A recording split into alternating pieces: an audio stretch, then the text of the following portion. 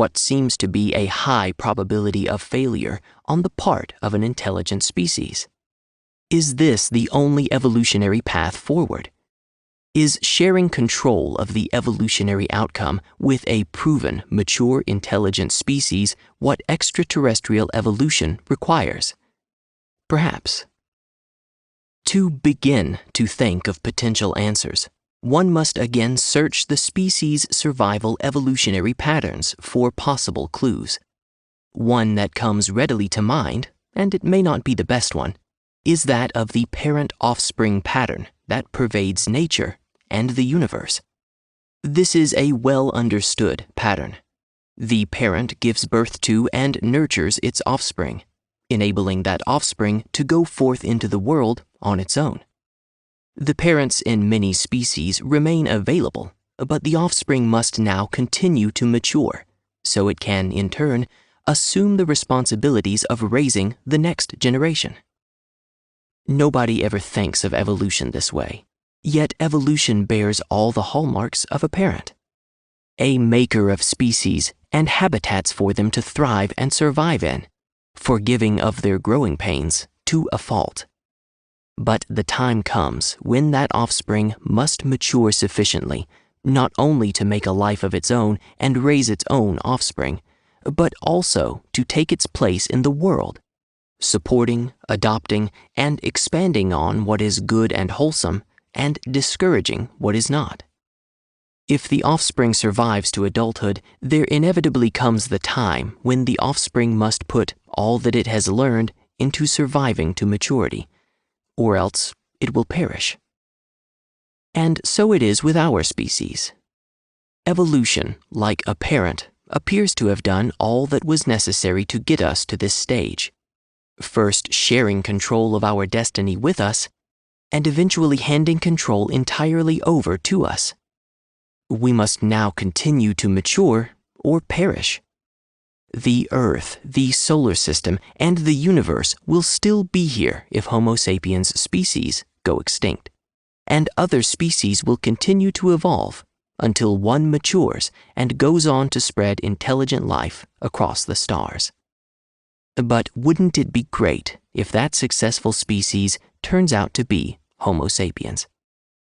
If Homo sapiens is the only extant intelligent species, can we also attain evolutionary maturity to become the species to spread intelligent life across the stars? That opportunity might well be ours to lose. We conclude this chapter by drawing attention to how some of these evolutionary species survival patterns noted earlier appear to collaborate to achieve an evolutionary outcome. We have seen how patterns such as change in the form of climate change initiated a loss of habitat, that in turn forced species to adapt and innovate, and when all else failed, to migrate to survive, which in turn drove early humans out of Africa, and eventually across the Earth.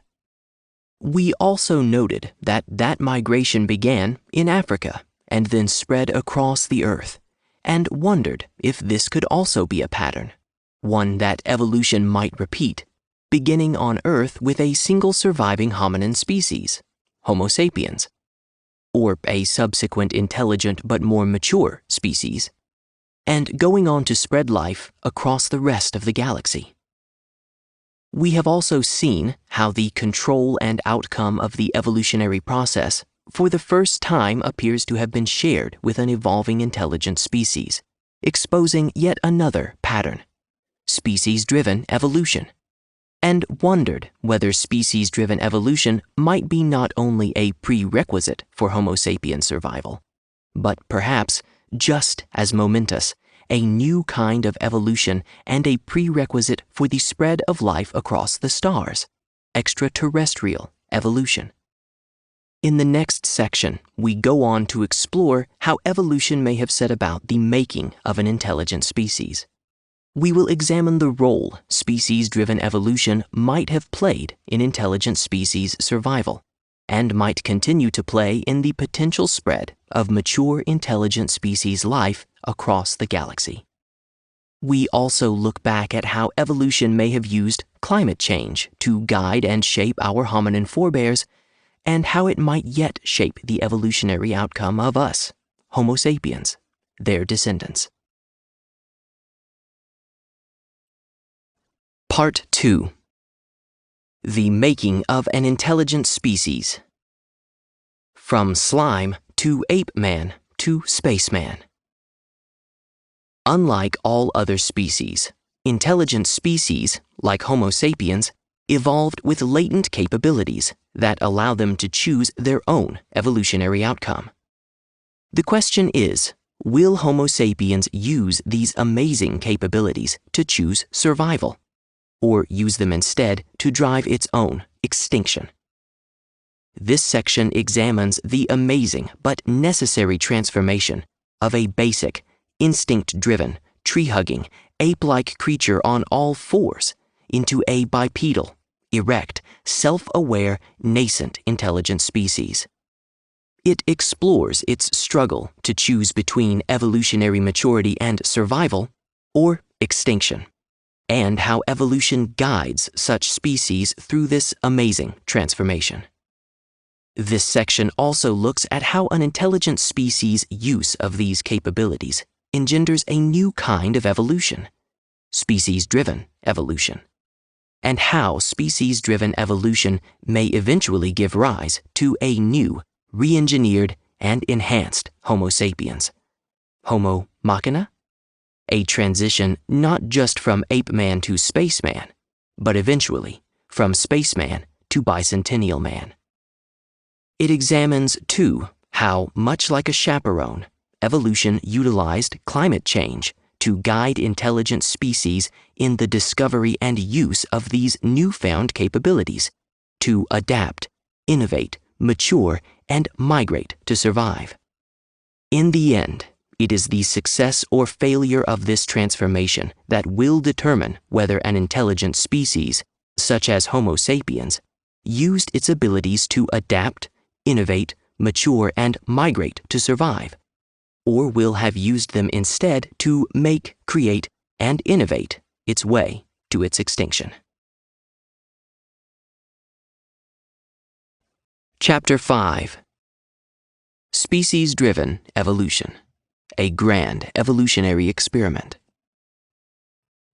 Did evolution deal intelligent species a hand in its own evolution? The 4 billion years long question we have to ask is what might have been the evolutionary motive, if there can be such a thing, for evolving a species with the ability to control its own evolutionary outcome. Why evolve a species with the ability to freely adapt and innovate in ways that can enable its survival as well as its extinction, along with all other species on the planet? Why would evolution choose to bet 4 billion years of evolution on such a species making the right call? It is perhaps not too difficult to decipher why evolution would give a species control of its own evolutionary outcome in a way that allows for choosing survival. If the evolutionary goal is to evolve a life form capable of surviving in the universe, despite ceaseless existential threats and the universal pattern of birth, life, and death, clearly that life form has to be capable of doing what the dinosaurs could not: adapt, innovate, mature, and migrate to survive. The question of why evolution would make a bet of it, we will get to in a later chapter. So, one can identify at least one reason these exceptional adaptive and innovative capabilities were necessary: to have the ability to find a way to survive and enable life to continue, whereas all prior species could not. But while survival might have been the choice evolution may have hoped an intelligent species would ultimately choose, Homo sapiens seems to have chosen instead to have a blast destroying species and habitats like there is no tomorrow, and apparently couldn't care less about survival. We'll discuss how Homo sapiens has made use of these capabilities so far, and whether, as a species, we will figure out what this freedom to choose our own evolutionary outcome might have been all about. As a species, we dreamt and wondered what, if anything, might follow Homo sapiens. Are we the end of the evolutionary chain of intelligent species on Earth? More than likely not, and here's why. Each phase of the evolutionary process has been followed by a more complex phase, often punctuated by an extinction event, with organisms in the prior phase going extinct and or becoming literally absorbed by or replaced, in whole or in part, by organisms of the follow-on phase, emerging in new and often different habitats, and requiring different adaptations and innovations to survive. Thus, non-cellular organisms evolved into single-cellular bacteria, prokaryotes, the most famous of which is LUCA, an acronym for Last Universal Common Ancestor, and is the ancestor of all life on Earth, and existed some 4 billion years ago.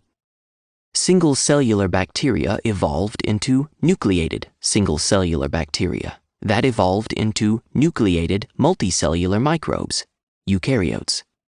These in turn became the foundation upon which all complex life is based, becoming the organs and adding to the nanomachines developed by prokaryotes, Earth's early and sole inhabitants during the first 2 billion years of the planet's existence. Eukaryotes evolved into plants and animals that 2 billion years later evolved into the complex animal species of the Cambrian explosion, such as the mighty dinosaurs and tiny mammals that filled the niches vacated after their extinction. Then, about 6 million years ago, intelligent species, hominins, evolved, and eventually, 300,000 years ago, Homo sapiens, the last of the hominins. So far. One can't help but notice the stepwise increase in species complexity and sophistication, the change in habitats and levels of adaptations and innovations, which seems to suggest that evolution never intended to stop at evolving just bacteria. Rather, complex animals and intelligent species might have always been on the menu. The question we are considering is, now that intelligent species, like Homo sapiens, has arrived, what else might be on the menu? What new species, habitats, adaptations, and innovations might these need to survive? What, then, is the next level of evolutionary species complexity? How might our species evolve? And does that evolution include the kind of cyborgs seen in many science fiction novels, such as Isaac Asimov and Robert Silverberg's The Positronic Man, or movies like The Bicentennial Man, based on their story? Perhaps it is the android Data of Star Trek: The Next Generation that best captures what some imagine that transformation might bring about. If such transformations are possible, how do Homo sapiens get there from here? Is species-driven evolution a prerequisite for survival, and hence a nascent capability built into the evolution of intelligent species? If an intelligent species has no choice but to become a multi-planet species, as noted in Chapter 3, and must develop the capabilities to migrate from planet to planet and from solar system to solar system, as early humans had to migrate from continent to survive, then intelligent species-driven evolution might be a prerequisite for Homo sapiens survival. Our forebears needed nothing more than their human anatomy and any continuing biological and mental evolution to migrate out of the Great Rift Valley, in what is now Ethiopia, to the ends of the earth. However, from what little experience humans have had with spending protracted periods in space, and NASA's Twins study has done little to allay potential fears, migration from Earth to other planets in the solar system, or to other solar systems, suggests that our current biological bodies might be in need of an urgent upgrade. Everything from morphing hearts to reduced blood oxygen content to shriveling bones and muscles to increased eye pressure as fluids rush towards the head are just a few of the findings, and many of these seem to worsen with protracted stay. And since it is unlikely that our biology would naturally evolve the kinds of upgrades protracted interplanetary or intersolar space travel might require, at least not in the time frame needed, then it is not unreasonable to conclude that intelligent species-driven evolution might be a prerequisite for Homo sapiens survival. If so, evolution may have dealt Homo sapiens a hand in its own evolution, a capability no other species appears to have evolved. Just as our forebears 70,000 years ago could not have imagined themselves evolving from ape-man to spaceman, so we today may struggle to envision yet another intelligent species transformation, this time from spaceman, perhaps, to bicentennial man. There is, of course, the near to intermediate future alternative often depicted in science fiction movies, in which Starship's life support systems include, among other sustainability features, artificial gravity, an Earth-like atmosphere, and advanced food generation and waste recycling systems. It is highly likely that this will be the default approach, as long as it can be sustained. After all, no one is yet considering fitting humans with gills for breathing in the global oceans believed to be beneath the icy crust of Saturn's moon Enceladus, or with the ability to survive on Mars without water, oxygen, and built-in resistance to UV, ultraviolet, and gamma-ray bombardment. But what is species-driven evolution anyway, and how might one recognize it? Where can one begin to look to find clues or traces of Homo sapiens-driven evolution at work today? Intelligent species-driven evolution is the ability of an emergent intelligent species to shape and direct its own biological and non-biological evolution in order to survive. It appears to be an emergent adaptation in the evolution of the mind to lift human intelligence beyond the current limitations of the physical human brain and body, a transformation that is perhaps similar to the incremental growth in the size of the brain during our evolution from ape-man to spaceman.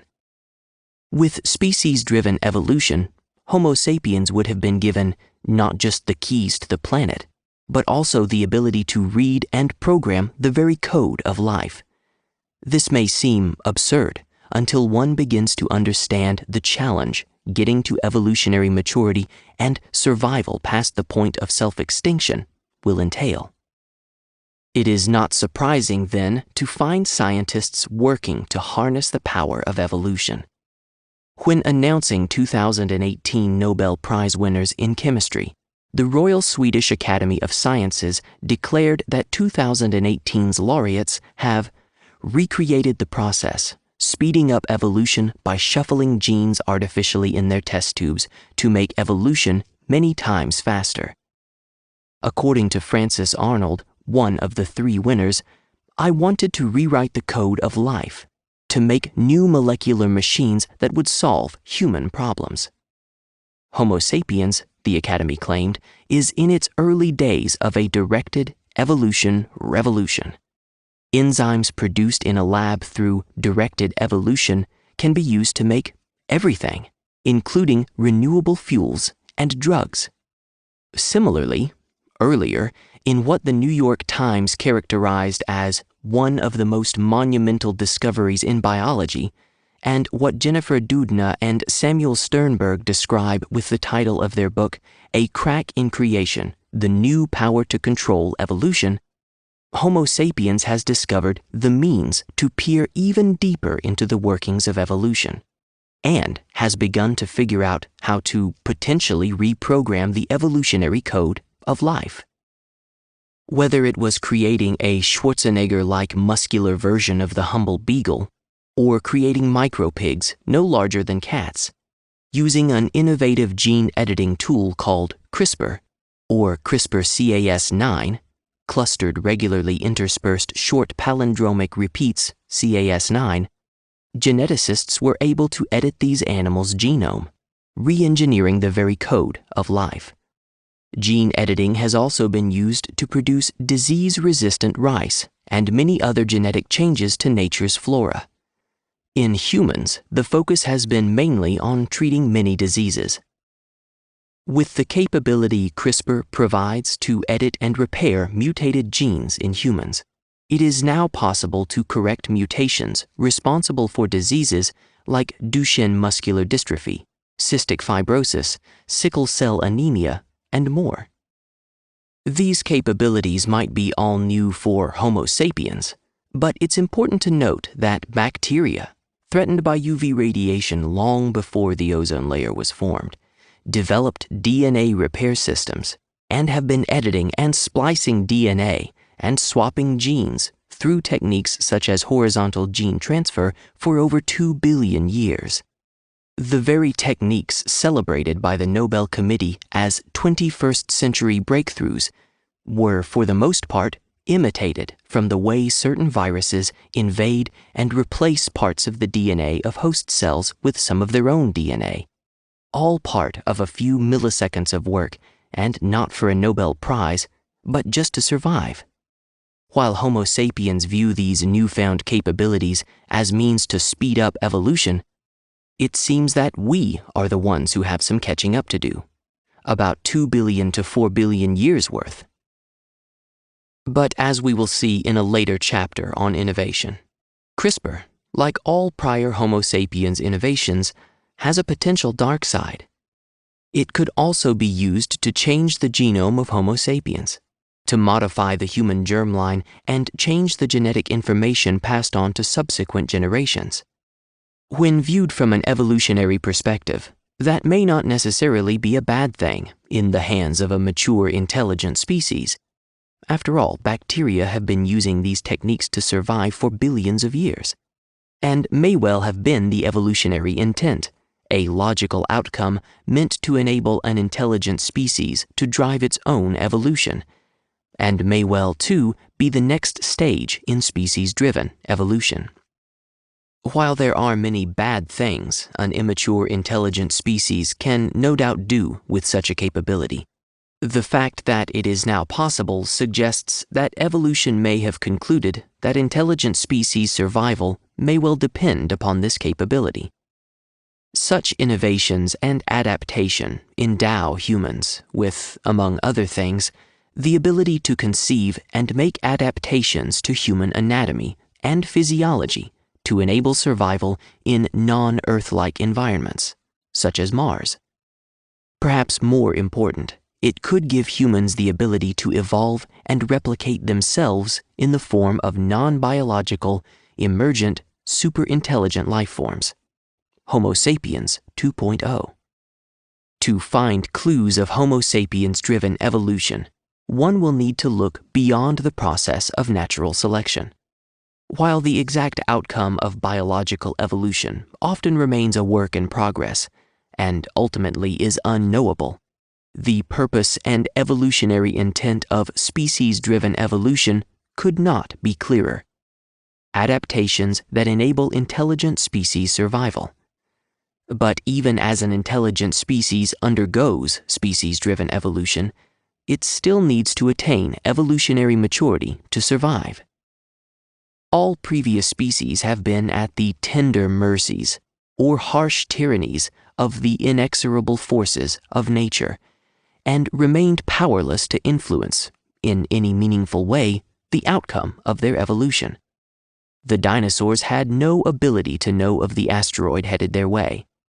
Had they known, they lacked the ability to take any action to mitigate the effects. And while NASA is busy working on solutions, Homo sapiens, despite all its intelligence, is currently not much better off than the dinosaurs. According to the late theoretical physicist Stephen Hawking, we are at a point in history where we are trapped by our own advances, with humanity increasingly at risk from man-made threats, but without technology sophisticated enough to escape from Earth in the event of a cataclysm. Although the chance of a disaster to planet Earth in a given year may be quite low, over time it becomes a near certainty in the next 1,000 or 10,000 years. There is in fact nothing that any species has been able to do to thwart or escape such planetary, galactic, or universal forces of nature and their evolutionary consequences. None, that is, except one. Hominins, and now Homo sapiens, the only surviving emergent intelligent species on the planet, which might one day be capable of escaping, if not defeating, such threats. Again, according to Hawking, by that time, the next 1,000 to 10,000 years, we should have spread out into space and to other stars, so a disaster on Earth would not mean the end of the human race, a potential evolutionary outcome possible for no other species. Unlike any other species, humans have evolved capabilities that allow them to change the potential outcome of nature in many respects, both for better and for worse. Some uses of this ability have been beneficial and augur great promise, while others inspire great fear and show we are equally capable of creating dreadful nightmares. Today, within limits, we can predict aspects of the weather, warn of impending hurricanes, tornadoes, typhoons, and monsoons, and to a lesser degree, earthquakes and tsunamis. We have also mostly acknowledged that man-made global warming is in progress, and we can, if we choose to as a species, take corrective action to mitigate some of its potential devastating effects, as nearly 200 countries agreed to do in December 2015 by pledging to constrain global temperature increases to less than 2 degrees centigrade.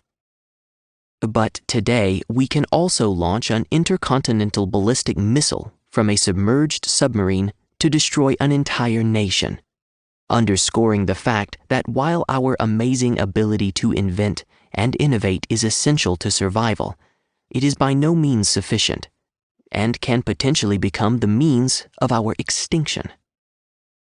Hence, unlike Professor Hawking, while I remain optimistic about human survival, I suspect that if it were possible for Homo sapiens to begin to populate the stars before attaining evolutionary maturity, rather than ensuring our survival, it would probably merely delay our extinction. After all, evolutionary survival is not achieved by creating such threats and then fleeing from them. To ensure survival, we need to stop creating them in the first place. Clearly, then, one place one might look to find human-driven evolution at work is in the evolution of the human mind. Our species' efforts to harness the powers of the mind for the good of all remain a work in progress. The biological component of our evolution that has resulted in the anatomy and physiology we now recognize as human might be only part of the story, a necessary step to what now appears to be a follow-on phase, the evolution of the human mind and the attainment of evolutionary maturity in order to survive. The difference between these two components of human evolution, the body and the mind, appears to be that, in the former, the forces of nature are the main arbiters of the evolutionary outcome, while in the latter, the human mind is clearly in command. The forces of nature are always present, but in the case of humans, they're complemented, in some instances subordinated or even harnessed and replaced by the powers of the human mind to choose a different outcome. Given its power to thwart nature, it becomes easier to understand why, as an evolutionary safeguard, an intelligent species must first attain evolutionary maturity to avoid extinction and ultimately survive. Without attaining this level of maturity, an intelligent species will eventually destroy itself and go extinct. To find evolution at work, then, one need look no further than the history of Homo sapiens. When viewed as the evolution of the maturing human mind, the making of an intelligent species, rather than just history, one begins to see what might be evolution at work today, before our very eyes.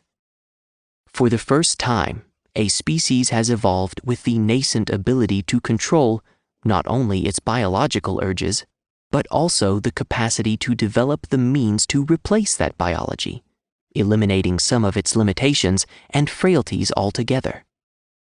However, while bestowing this awesome capability on our species, evolution did not simply give away the keys to the planet, but appears to have left a built-in failsafe, an evolutionary survival roadblock.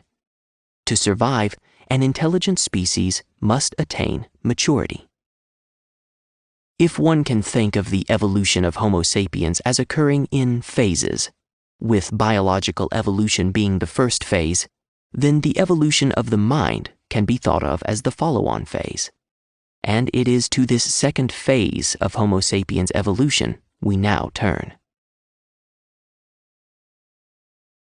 A teenager behind the wheel of an enormously powerful car is severely tested by the urge to see what that car can do. Add irresponsible companions egging him or her on, and the potential for disaster increases. Add self-induced impairment that can result from alcohol or drugs, and other conditions such as the physical state of the terrain, the quality of the road surface, and the weather, and one has a disaster waiting to happen. That same teenager, now a mom or dad, a few years older and a few years wiser, assuming he or she survived or avoided the disaster, would not be so anxious to hand over the keys to their teen. So, in many respects, human history can be viewed as the growing pains of the continuous evolution of the human mind. While the Earth has been spinning daily on its axis at about 1,000 miles per hour, as it hurtles once per year around the Sun at 67,000 miles per hour, even as the solar system itself travels through the Milky Way at about 43,000 miles per hour.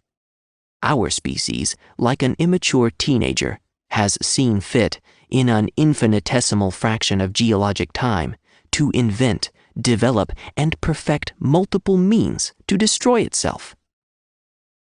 Yes, it's true our species has managed to survive near total extinction, both self-inflicted and natural, and to some extent may have learned from these experiences. But have we? Looking no further back than the last 10 decades, it seems as though Homo sapiens is bent on self-extinction, rushing from one potential extinction event to the next. From the First World War to the Second World War to the Cold War that came within inches of engulfing the planet in a nuclear holocaust. From the Namibian genocide to the Armenian genocide to the Jewish genocide to the Serbian genocide to the Rwandan genocide. One can see no end as new genocides and crimes against humanity rage on today in such conflicts as the Syrian civil war and the Rohingya expulsion from Myanmar. We appear to still be quite evolutionarily immature, early in the process of mastering the levers of the mind to manage ourselves as individuals and as a species. Some of the issues humans have encountered might make it possible to better estimate the probability that we'll make it to mental adulthood. Some among us have done just that and have come away not very hopeful about the potential outcome. Nonetheless, when reviewing this history, remember the goal of the evolutionary process: species survival, not species extinction, and that to survive, an intelligent species must attain evolutionary maturity. So if the goal of the evolutionary drive in any species is to survive, one must look at the results of the works of the human mind and eliminate patterns that have proven to be destructive and a threat to our survival, while encouraging those patterns that engender maturity and enhance the chances for survival. The history of our species, actual, imagined, and in some cases reconstructed, has mostly been documented and continues to be studied and reinterpreted. It is not our purpose here to retrace these journeys down every blind alley into which our species has wandered. Rather, the purpose here is to identify the trends and possible destinations of these trends our forebears have followed. Today, perhaps, we ask the same questions and dream the same dreams they dared to ask and dared to dream. Like creatures trapped in some endlessly intricate cosmic maze, early humans began this grand journey of self-discovery, preoccupied with a search for means to survive, and initially relied, like every other species, almost entirely on instincts to forage for food, find shelter from the elements, and defend self and family from predators. In this regard, humans were outmatched by many other species that evolved with superior natural physical capabilities. While this routine, like an endlessly looping subroutine, ran unchanged in the brains of other species, the human mind, like a supercomputer, running nothing more than a few low-level, interrupt-driven survival applications hard-coded by nature, became engaged in aiding humans in this quest, and the evolution of the mind soon became the thing that differentiated humans from other species. Surrounded by a plethora of flora and fauna, yet alone, our species began what must have been a frightening journey of learning, through trial and error, how to program this computer we know as the brain. Millions of years of programming later, it has barely scratched the surface and has yet to learn just how this computer of ours really works, or how it should best be used. Every other species evolved fully loaded with all the programming they will ever need to survive, but intelligent species must figure out what programs it needs and learn to write those programs, even as it must discover along the way what the requirements for such programs might be. Is there a way to program this computer to ensure Homo sapiens' survival rather than extinction? Has evolution left us any programming notes, an algorithm or two that can point us in the right direction? If so, can we decipher the evolutionary language? As our ability to use the powers of the mind has evolved, so have our fortunes, and so have our fears. We invented ways to grow and preserve food, organized ourselves into tribes, clans, and villages, invented gods to call on to bless and protect us and give us hope, real or imagined, invented elaborate religions to lend meaning to our existence and answer questions about our origins, calm our deepest fears and yearnings, and comfort us in death and bereavement. Thus, the mind, with its powers of imagination, has enabled Homo sapiens to create mental constructs that have served our ancestors well, providing answers that have become enduring traditions. In some cases, though, they are empty superstitious rituals, enshrined in institutions, national, regional, cultural, and religious, many of which have outlasted their usefulness. It seems, too, that we are becoming incapable of keeping up with the accelerating rate of transformation in our world that our minds continue to generate, unable to free ourselves from the cocoon of the numerous bygone, exhausted cultural practices, failed political ideologies, and spent religious practices. So we continue to worship gods we no longer believe in, yet to which we still cling. Through the millennia, our species has conjured up numerous and diverse contrivances out of our urge to survive. Tools to reduce the drudgery of finding food, clothing, and shelter. Medical science and medicines to treat and, in some cases, cure illnesses. Technologies to better document our existence, to explore and learn about the past, to better understand the present, and to peer deeply into the future. Along the way also came laws and institutions for organizing and governing our affairs, strategies and principles for managing economies, and, yes, bigger and deadlier mechanisms for protecting ourselves from one another, to destroy enemies, real or imagined. As we continued to learn to use our mental computers, We made many advances in the quest for survival and the search for meaning, some of which have not been without cost. It was not that long ago. 2018 marked the 50th anniversary of the famous Earthrise photo taken by astronauts aboard Apollo 8 near the Moon. We came to realize we are hurtling through space on Spaceship Earth, a rotating planet whose spin, tilt, and direction as it orbits hold huge implications for our survival, but over which we have no control. Like a child in the pilot's seat of a B-52 bomber on autopilot, Homo sapiens has to learn how to take over and fly without being taught, and is still figuring out what levers to pull and what buttons not to push in order to avoid a disaster and touch down safely.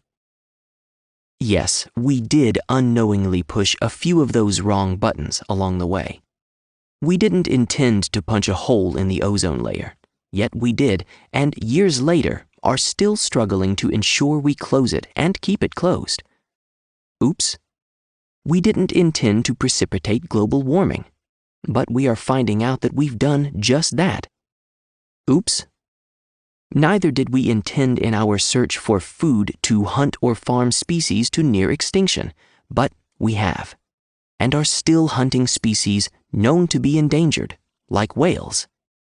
In our pursuit of survival, we have plundered and pillaged nations across continents and enslaved members of our own species in search of natural resources, wood, coal, and other fossil fuels. In many cases, we did it just to acquire wealth. In pursuit of wealth, we have strip-mined vast sections of our habitat, burned and logged pristine forests and wildernesses, polluted vast expanses of waters. In our search to understand the fundamentals of what we see around us, we managed to split the atom. And once more, oops. Like opening Pandora's box, we find ourselves rushing madly about trying to eliminate weapons of mass destruction. We were also naive, not realizing the Earth and its habitats form a closed system. We thought we were being clever in avoiding the cost of safe disposal of industrial waste, but we are only now finding out the consequences of all the chemicals we have dumped into aquifers, rivers, lakes, and oceans. We have yet to learn the full extent of the damage we have already done to ourselves by poisoning the food chain. Have you had some tuna lately? Oops. Though we carry around a very powerful computer between our ears, we are by no means a standalone computing system, disconnected from everything else. As a member of the set of species on this planet, we are, like all the others, part of an intricate global computing network, the scale of which makes the internet seem like a home computer network. Everything we do affects something else, and these effects ripple through this system around the globe. It may take a while, as global warming has, but in one form or another, sooner or later those effects will come back full circle to bite us. To our credit, we are trying to correct some of these missteps in numerous international treaties, as in the Montreal Protocol on Substances that Deplete the Ozone Layer, agreed upon September 1987, and the United Nations Climate Conference COP24 Rulebook, agreed upon by nearly 23,000 delegates in Katowice, Poland. But only time will tell whether we will succeed and mature. Otherwise, though we may not have thought about it this way, we may well be writing the How Not To chapter of the programming manual for another species, yet unborn, as the dinosaurs in the fossil record unwittingly did for us. So where are we headed? Is there some grand scheme for our species? Religion, soothsayers, and futurists would like to think there is. I'm sorry to disappoint, but from an evolutionary perspective, there appears to be just one: survival. The one thing we know for certain is that everything our species did had initially been driven by the urge to survive. But it seems that survival urge has since been replaced by a growing desire for wealth and profit. Hopefully, the time will come when Homo sapiens will return to being driven by this urge to survive. While each incremental increase in technology brought an improved ability to understand our past, present, and future, many have also come with intoxicating and addictive qualities and continue to survive parasitically, exploiting certain human proclivities that enabled them to be developed in the first place. Similarly, while many evolutionary mental constructs served a purpose at a particular stage of human development, many appear to have survived long past their usefulness. We will explore some of these in a later chapter, and may well turn out to be serious impediments to taking the next evolutionary steps, or even surviving. Indeed, as Einstein is believed to have said, and the rest of us are beginning to realize, our technology has far outgrown our humanity. All species evolve due to natural selection, but not all species evolve at the same pace or respond in the same way to identical natural stimuli. This selection is driven by a species' need to survive in response to complex interactions with natural phenomena. So if these interactions call for a species to change the color of its skin, like Mediterranean octopuses, to camouflage its appearance in the presence of a predator, or to develop the biological components to transition from land-dwelling to water-dwelling, these species are forced to adapt to survive. In humans, the process of natural selection that shaped our species is still at work at a biological level, even if it is occurring at too slow a pace to be recognized. However, as suggested, human evolution is not confined to biology, but also continues in the mind. Forms of species-guided selection may have replaced natural selection in the realm of the mind. Using the mind, humans have been able to do many things that are natural for other species, but biologically unnatural for our species. Today, humans are able to take flight as birds do, explore the deep like fish for considerable lengths of time with the aid of a scuba diving outfit, remain submerged for weeks at a time in a submarine, see in the dark with night vision equipment, navigate like a bat by bouncing sound waves off objects to identify their presence, and hear sounds from parts of the spectrum known to be audible to dogs. Humans have done all of these things out of necessity. In short, humans have had to adapt, not by changing human biology, at least not in these examples, but by augmenting it. And while some species are known to make simple tools, the scale and the extent required to produce the examples cited above is a capability entirely unique to humans. If the kind of natural selection and adaptation experienced by non-human species result in changes mainly to their physical biology, the adaptations experienced by humans today, in addition to subtle biological changes we may not readily perceive, appear to occur not by growing gills to breathe underwater or sprouting wings to fly, but by using the mind to create non-biological extensions that enable near similar, equivalent, or superior capabilities. This ability of our species to continually adapt to the world by using the mind to fashion physical extensions needed to survive is nothing less than evolution at work today. But it is not the kind of evolution for which one may have been looking. To differentiate it from the kind of evolution one has been accustomed to, the kind that results in biological changes due to natural selection and adaptation, this kind of evolution is emergent, exists only as constructs in the mind, and, unless shared with others or recorded on some medium outside the body, vanishes when the brain ceases to function. One might want to regard this emergent property of human evolution as a form of species-guided evolution. Now that we have donned our evolutionary lenses and can recognize that evolution is alive and well, it becomes easier to understand why, as an evolving species, we are engaged in some of the anatomical adaptations we are making today. Let me mention just a few from medical science.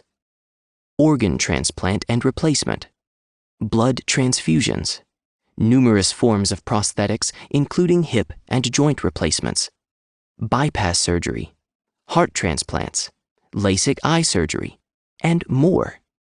These efforts indicate that Homo sapiens, like any other species, is driven to find ways to prolong survival.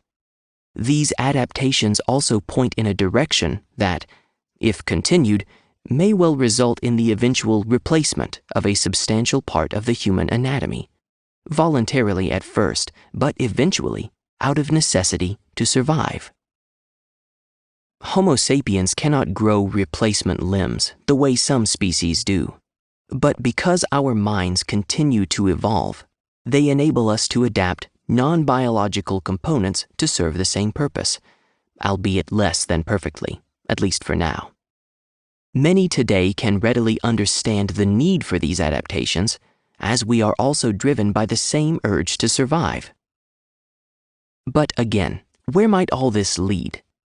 The evolutionary process appears to be guided by a very simple rule: the urge of a species to survive. Entire species have changed their habitats from land to sea and vice versa in response to this urge to survive in the face of natural phenomena that threatened their existence. We may have started such a phenomenon in the form of global warming. The Dutch have made an art out of living below sea level, an ability and adaptation that may soon be needed by many coast-dwelling members of our species.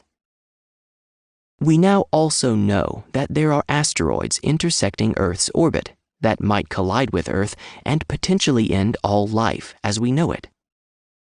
We were able to witness the collision of the comet Shoemaker-Levy 9 with Jupiter in July 1994 and saw the horrific explosions and geothermal repercussions. Hopefully, we will have learned either how to destroy these in space, or, as the late Professor Hawking hoped, we'll have had the time to develop the ability to relocate ourselves to another planet before such an event occurs. If indeed the cosmos functions with the regularity of a precision timepiece, then it might be a question not of if, but when. It is probably no accident that our species is attempting to innovate the means for interplanetary travel, as that could turn out to be the only form of adaptation that might work.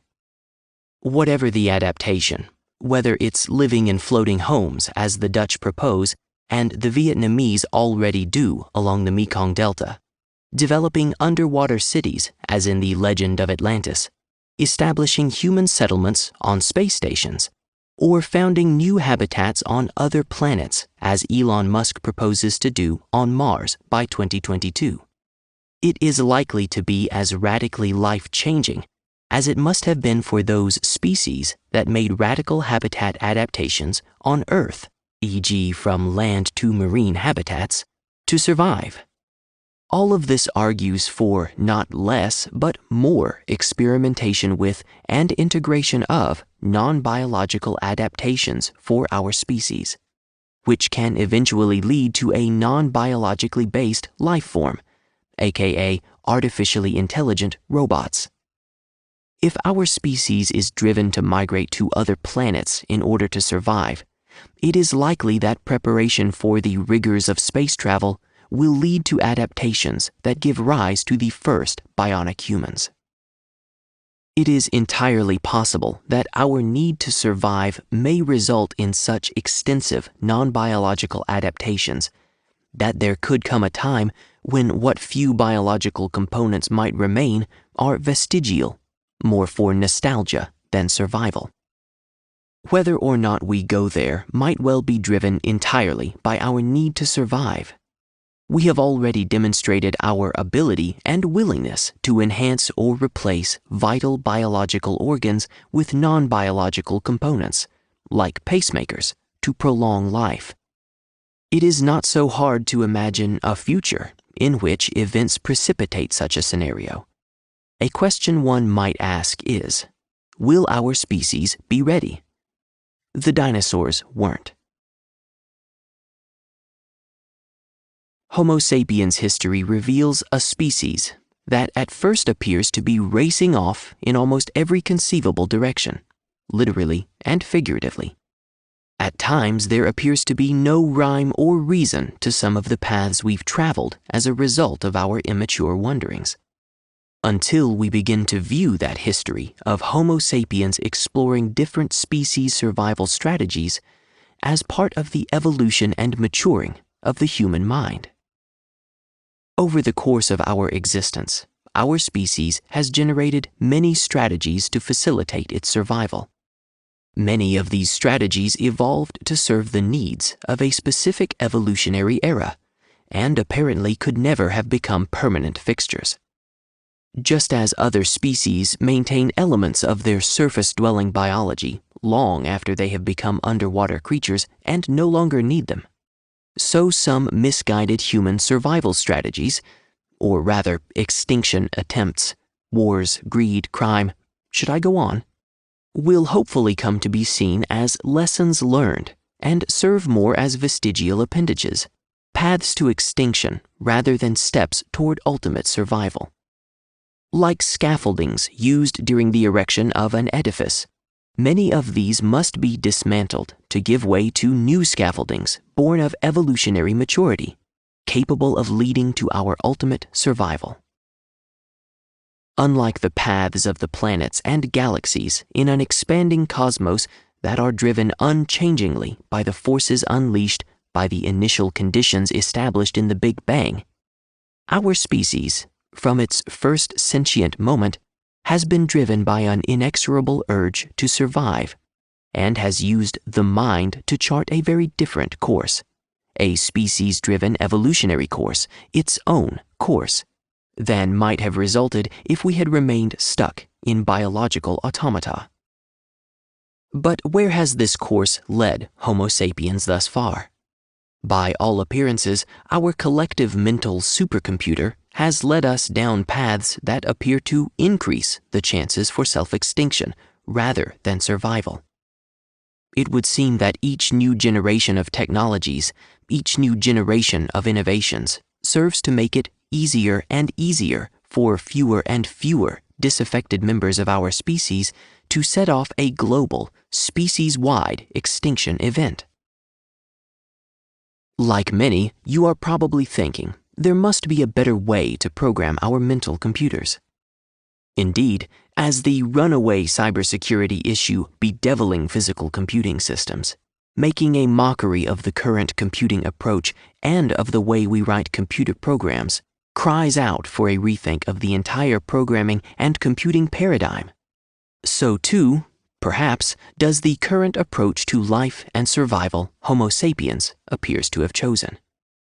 And as we will see in later chapters, the current microcode driving Homo sapiens is more than due for a rewrite. Whether or not a different computing paradigm can be found to lift the scourge of cyber insecurity is not yet known, but luckily for Homo sapiens, evolution appears to have left not only the source code to enable a reprogramming and reboot of our collective mental computers, but also all the programming notes one would ever need, written in the evolutionary language of survival patterns. Whether Homo sapiens is going to adopt the evolutionary, life-sustaining code and programming patterns for survival that evolution has no doubt left, only time will tell. Whatever one may think of survival, until about 10,000 years ago, it was the prime motivating force guiding early hominins' history and direction.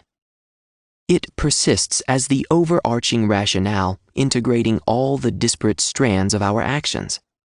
It should ultimately be the root cause of all we do, because attaining evolutionary maturity, and thereby survival, and perhaps even the opportunity to populate the stars, will depend upon this survival urge overcoming other urges that, left unchecked, would lead to self-extinction. In the final analysis, our survival will depend not on the species-driven evolutionary enhancements we will have conjured up, not on our entrepreneurs, startups, technologies, and innovations, and not on the abilities of our governments, economic systems, or corporations. Nor will survival come from our racial, ethnic, or national distinctiveness, or our religions, philosophies, cultures, art, fashion, or lifestyles. Our survival will come only from Homo sapiens' desire to survive and our ability to mature as a species past the point of self-extinction. Of all the things we have used our minds to make, create, innovate, and invent, conspicuously lacking has been our ability to engineer a clear path to intelligent species maturity. That remains the as yet unfulfilled task species-driven evolution might well have been intended to fulfill. As one contemplates the rungs of a potential species survival maturity model that a species must ascend, like climbing the rungs of a ladder to avoid extinction, it soon becomes clear that attaining evolutionary maturity is among the most difficult survival challenges an aspiring intelligent species must meet. If it turns out that an intelligent species on Earth were to mature past the point of self-extinction, might any of the potential evolutionary outcomes include exporting intelligent life across the stars? Or does evolution start over again from scratch on other planets?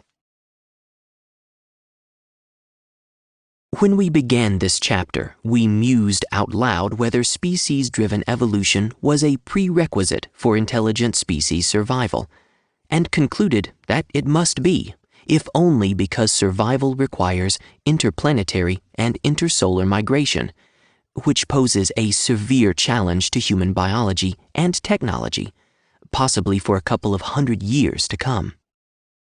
It is indeed amazing that written into the code of our biology are the keys to the next phase of Homo sapiens evolution, species-driven evolution. Science fiction writers and movie producers could not have imagined that bionic, super-intelligent life forms, like Data of Star Trek, may be incarnations of what might well be the next phase of hominins, and hence Homo sapiens, evolution. They could not have known that evolution had already embedded within Homo sapiens the potential to evolve not only from ape-man to spaceman, but potentially from spaceman to bicentennial man. Because survival in the universe implies intelligent species must become capable of intersolar and interplanetary migration, there is an implied need for intelligent species-driven evolution, the ability of an emergent intelligent species to shape and direct its own non-biological, survival-driven evolution. As an emergent adaptation in the evolution of the mind, survival-driven evolution may result in turbocharging human intelligence beyond the current limitations of the biological mind and brain. Human biology is unlikely to evolve anytime soon the kinds of upgrades human anatomy and physiology might require for protracted interplanetary and intersolar space travel, or to survive on planets lacking some factors critical to complex animal and human life as explored in the chapter on habitats, Chapter 7. Species-driven evolution appears to endow humans with the ability to conceive and make adaptations to human anatomy and physiology that could enable survival in otherwise hostile environments, and perhaps more important, to evolve and replicate itself in partly biological or completely non-biological super-intelligent life forms. It is entirely possible that species-driven evolution, when triggered by an interplanetary or intersolar survival-driven migration could result in the evolution of super-intelligent Homo sapiens that have more in common with Star Trek's Data than with Captain Kirk. The current acceleration in fields like robotics and artificial intelligence is a sure sign that Homo sapiens is already headed that way. But the ability to survive in non-Earth-like environments or survive protracted space travel cannot ensure species survival of either biological or superintelligent versions of Homo sapiens, unless and until evolutionary maturity is attained. And scientists are right to fear that a superintelligence created by Homo sapiens might well inherit the same flaws and weaknesses that have plagued Homo sapiens civilization throughout history, and still do. Without attaining evolutionary maturity, all that superintelligent Homo sapiens will do is supersize the problems that plague humanity today, and thereby supersize the effort it will take to get to evolutionary maturity. Our history has shown that as Homo sapiens grew smarter, our ability to destroy grew greater, while requiring inversely fewer of us to trigger a species-wide mass extinction event. The purpose of species-directed evolution is not to obviate the need for evolutionary maturity, but to enable Homo sapiens to embark upon an even grander scale of evolution in conjunction with it, one that will enable a mature Homo sapiens, biological or positronic, to spread intelligent life across the stars. Chapter 6. The role of climate change in the making of an intelligent species. Evolution's tool to prod intelligent species to greater maturity and survival, or extinction. What exactly is evolutionary maturity? While there are other definitions, it can be useful to think of evolutionary maturity as a survival plateau, a state that results when an intelligent species has matured beyond the likelihood of self-extinction. If evolutionary maturity can be thought of as a state that enables an intelligent species to resist and overcome all urges that could lead to species extinction, then attaining evolutionary maturity must be the highest achievement level on the species survival maturity model. As we will see, among the many tools deployed by evolution to prod an intelligent species toward evolutionary maturity, climate change will no doubt come to be seen as the master tool. During the evolution of intelligent species, climate change appears to either drive these species to extinction or drive them to adapt and move up to a higher level of maturity.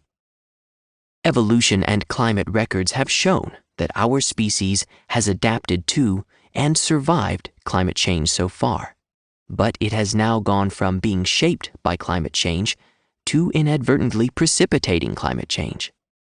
It remains to be seen whether the evolutionary prod from 21st century climate change will push Homo sapiens to reach for a survival plateau, or over the edge into extinction. Climate change appears to act like the